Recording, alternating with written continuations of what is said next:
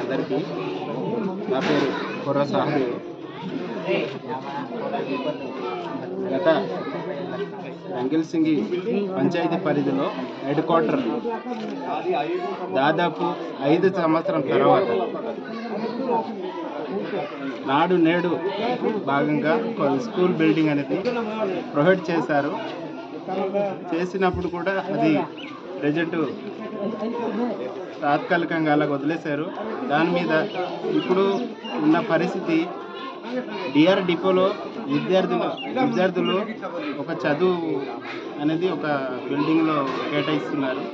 దాన్ని బట్టి గవర్నమెంట్ కూడా కొంచెం స్పందించి రంగిల్సింగి పంచాయతీ బిల్డింగ్ అనేక రకాల స్కూల్ సమస్య దీనికోసం దృష్టి పెట్టి ఉన్న మరమ్మతు కొత్త బిల్డింగ్ నాడు నేడు శాంక్షన్ అయిన బిల్డింగ్ మరమ్మతులు జరుగుతున్న బిల్డింగ్ కూడా అది వెంటనే కొంచెం రిపేర్ చేసి పిల్లలకి మంచిగా విద్య వాళ్ళకి చెప్తారా డెవలప్ చేసుకుంటారని నాకు మనవి.